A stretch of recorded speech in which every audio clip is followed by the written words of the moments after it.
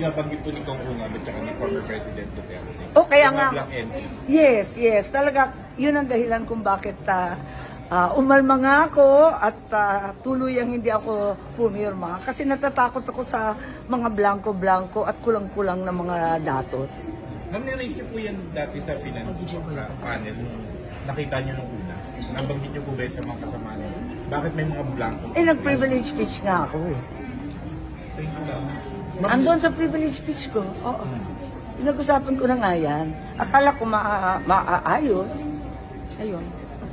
Is it highly irregular na may mga pinipirmahan na blank? Pero alam mo, dalawang magkaibang dokumento ang tinutukoy nila. Yung isa, yung BICAM report na talagang blanco at kulang-kulang ang datos. Yung isa naman, yung GAA, napuno na ng mga numbers. Kompleto na yon.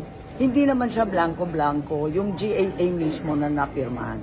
Yung gulat-gulat yung BICAM kung bakit nakalusot na may mga blankong amounts. Ma'am, yung enrolled bill, nakita niyo po ba yung enrolled bill? O naman? Wala na po siya. Wala. Kasi syempre nga yung napirmahan, napuno na eh. Sinisiguro ko sa taong bayan na hindi ako kailanman pumirma ng anumang papel hinggil sa budget ng 2025 o sa BICAM report na yan na nagsusulong na magbawas ng pera sa mga lehitimong proyekto. Paano ko naman pipirmahan ang blankong papel? Yung mga blanco. You cannot pass a law with blank. It has to be complete and instant. That is not allowed. My God, I hate drugs.